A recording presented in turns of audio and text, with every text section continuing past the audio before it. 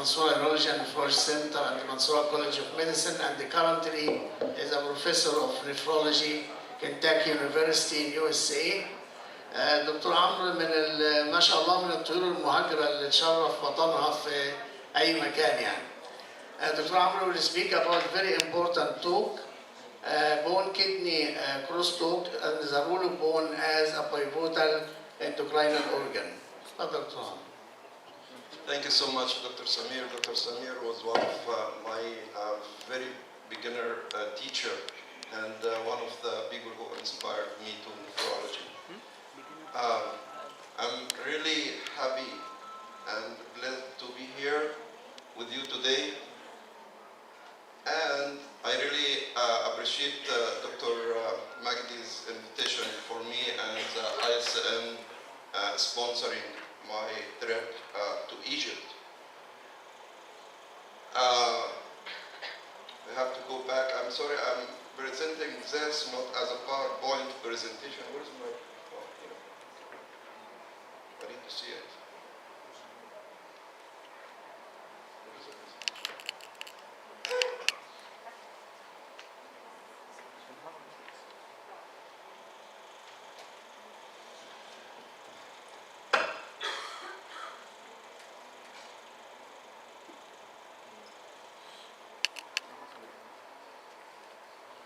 Sorry for this technical problem. So when it comes to bone, there has been a lot of progress in bone diseases, unmatched to the progress in the field of nephrology in the last couple decades. We had unparalleled growth in the field of bone. But no, I don't. I just need to see the presentation here. Okay, that's good. Thank you. You should be able to display all screens. Anyway, so there was unparalleled growth in the field of nephrology because the progress in nephrology in the last couple of decades was slow, but the progress in other fields, including bone diseases, mainly osteoporosis, was very fast. In the last 1 or 2 decades, there was at least 4 or 5 new medicine that we call it targeted therapy for bone. So now we don't target the bone cells, but we can target the function rather than the structure by using monoclonal antibodies to help to control bone disease, mainly for osteoporosis. So my disclosure, I don't have anything to disclose. I don't get any money from pharmaceutical companies, but I have 2 phase 3 studies, not for bone, one for the vasculitis and one for IgA nephropathy. And one more thing I need to disclose is I'm using some of Amgen and biotech videos in this presentation. But I already have acceptance from Amgen and the person who created these videos. My objective of this study is just to clarify this gloomy picture of bone disease and CKD-MBD. As we know, the bone has been identified as a structural support of our body. The skeletal system was mainly discussed and studied in the past as a frame of our body. If you are building a structure, you need a frame. You need pillar, you need foundation. So for a long time, we were looking for the bone as it's just a supporting structure. We have 206 bones in our body. We have different kinds of bone. We have cortical and cancellous bone, but bone that we are going to discuss today is beyond the supporting system. because we know also the bone marrow is inside the bone, and it's the source of, a great source of hemopoiesis. Bone is composed mainly of two things. One is the calcium, one is the protein. And as you see here, if you take out the calcium from the body, the bone is very flexible. It's very malleable. You cannot break this bone. You cannot, because it's just formed of protein. On the other hand, if you see here, this bone has a lot of calcium and minerals, but it doesn't have protein. But you still can break this very easy because it's stiff, it's not flexible, it can crumble, and it's very brittle. So in the last couple years, we are talking more now about bone quality rather than bone quantity. To understand what's going on, we have to go back to the histology. We have four kinds of cells. We have osteogenic cells, osteoblasts, osteocytes, and osteoclasts. Osteoblast is an immature cells. It differentiates from the stem cells, which is the osteogenic cells. Then, when it matures, it changes its structure and function and becomes an osteocyte. Osteoblast comes in from the bone marrow. It's a fusion of macrophage and monocytes. We are highly interested these days in studying the osteocytes because osteocytes is a major endocrine organ. Actually, osteocytes secretes a lot of hormones and help the bone health. Osteocytes lives here in the lacuna and starts to secrete this arms and elongations and projections and lives in the canaliculi, these projections. It looks like an ant. So it communicates with each other by this canaliculi. So this is the osteon, which is the basic structural unit of the bone. And this elongation forms a network of cells that start to communicate with each other and with the bone. So here is the osteocyte. This is our interest today. Osteocytes is a mononuclear cells. This is the starting growth of the osteocytes and start to form these elongations, and they start to communicate and talk to each other all the time. It's a mechanoreceptor and a stress sensor. So when we move, when we ambulate, osteocytes get activated. We are in a state of bone remodeling all the time, 24/7, all day and night. Bone is very active organ. You remember, 99% of the calcium are stored in the bone. So if you need calcium, osteoclasts need to work and to induce bone resorption to take out the calcium and to give it to the body.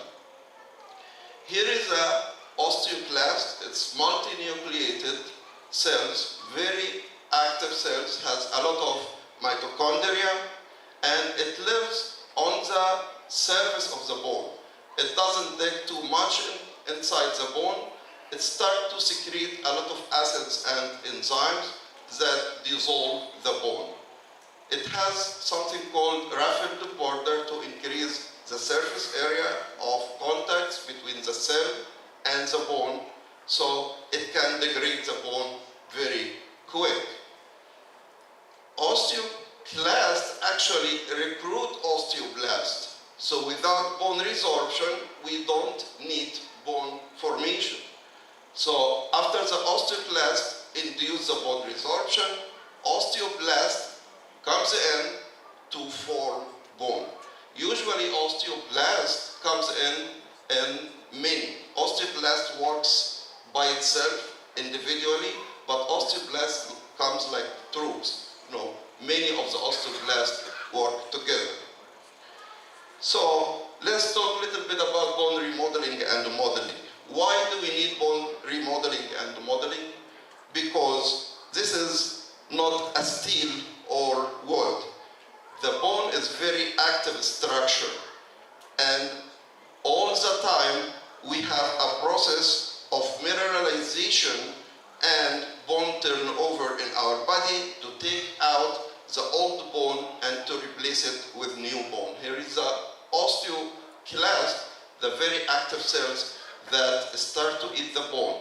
Osteoclasts usually live 3 to 5 days, but the destruction and the degradation and bone resorption that happen just by one osteoclast usually takes hundreds of osteoblasts to replace it. And the destruction that can happen in 3 to 5 days can take 100 days to rebuild it. Osteoclasts like acidic environment.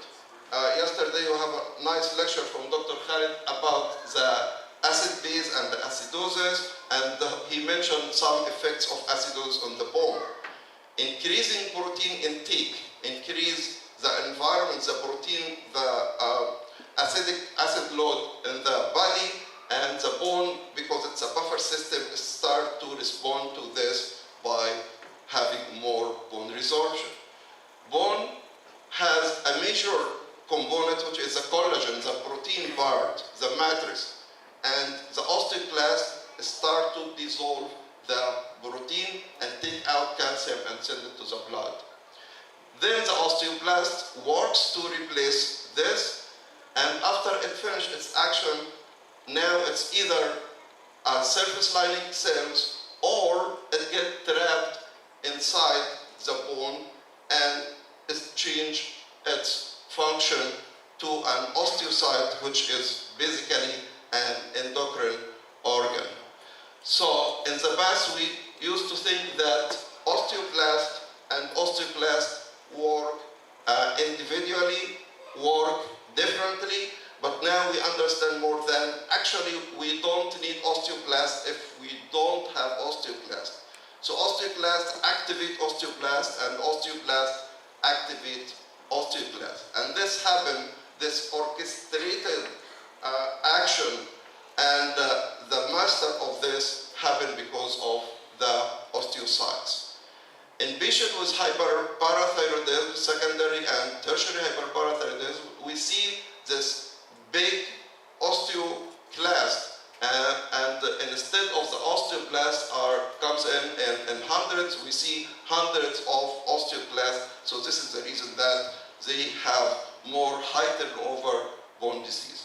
This process doesn't happen only in the bone, but we understand now that it happens also in the blood vessel.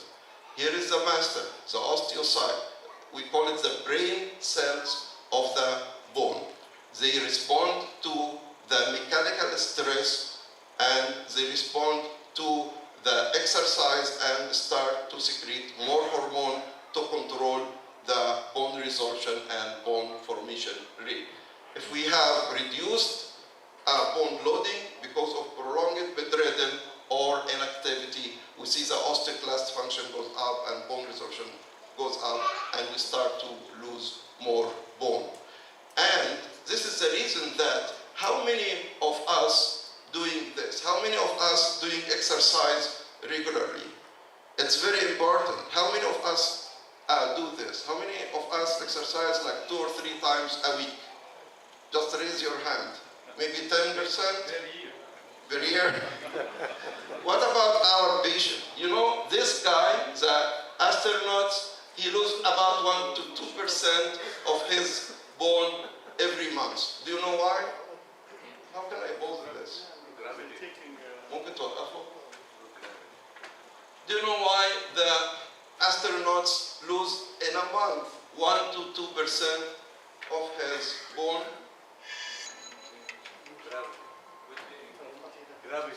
Gravity. Dr. Sob, as usual. Okay, gravity. We are in a state of load.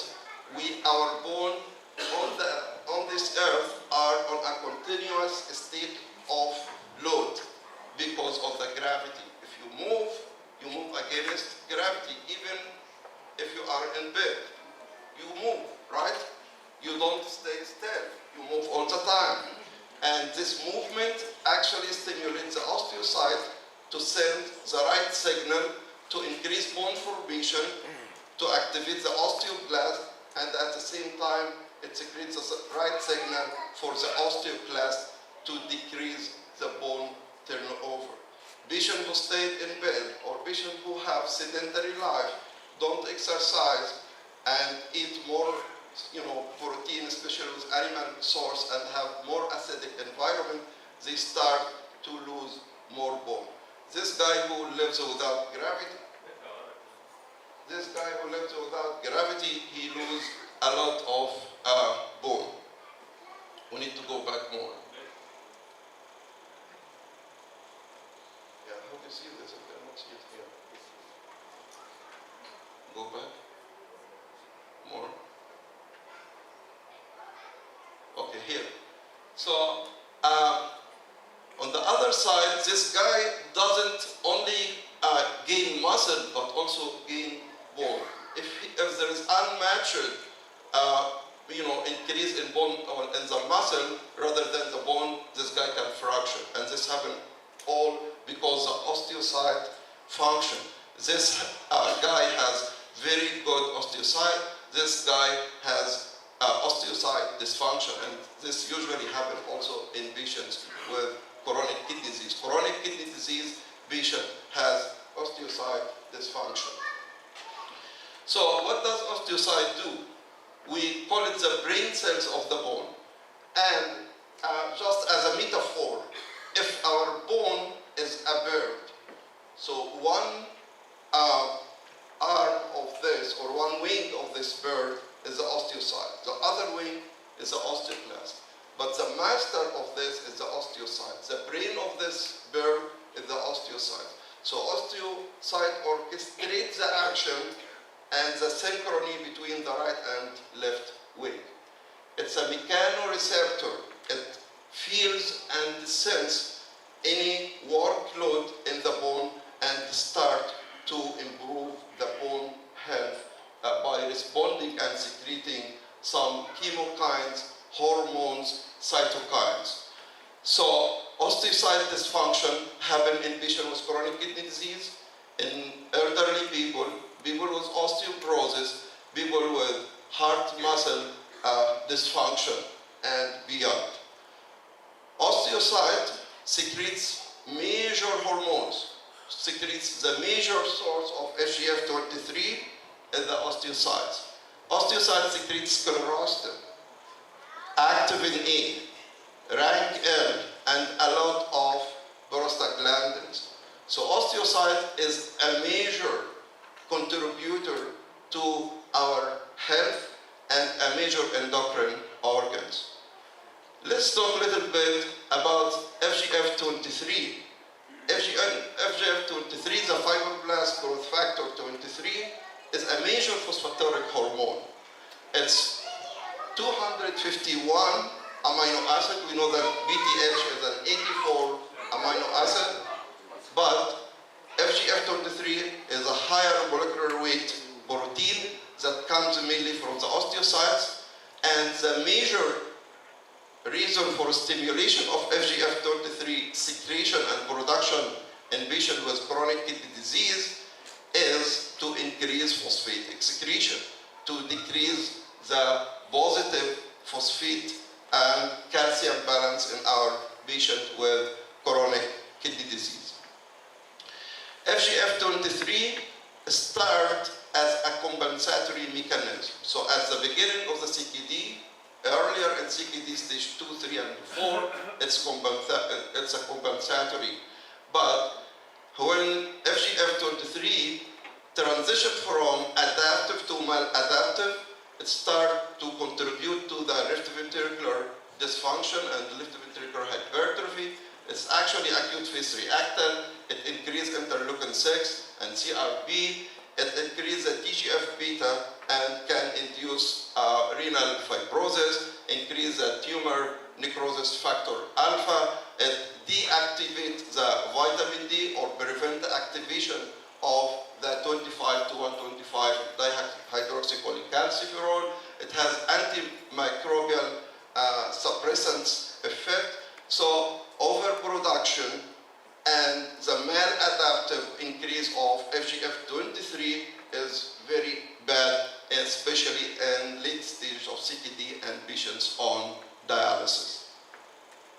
So this is the first hormone that we know that comes out from the bone. You can go on.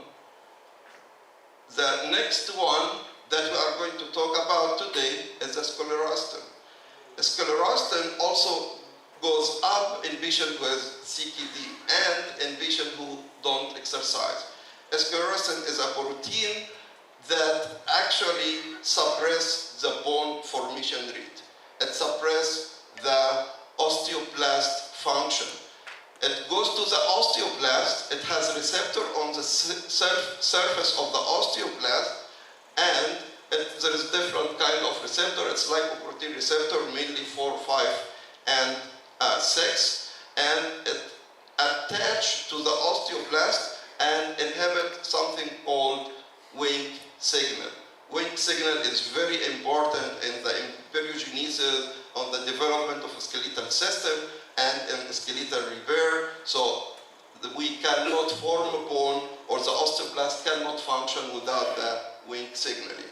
So sclerostin suppresses the wink signal, and the osteocyte respond to the immobilization by secreting more sclerostin that suppress the bone formation.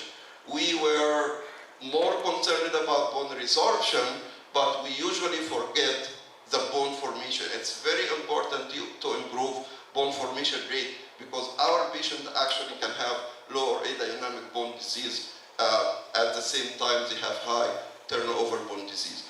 So we need, I think, to advise our patient to be active, ourselves first to be active, to have normal bone health, and also to ask our patient to exercise, to improve the osteocyte function, and to improve all of these molecules and hormones that comes out from the bone. Other protein that comes out from the osteocyte is the activin. Activin A is widely expressed in the osteocytes. It start in CKD stage 2. We published this article earlier this year about the abundance of the activin A in the serum of our patient with different stages of CKD. Inhibition of activin A by blocking its receptor not only improve the bone health, but also decrease the cardiovascular calcification. So activin A inhibitors or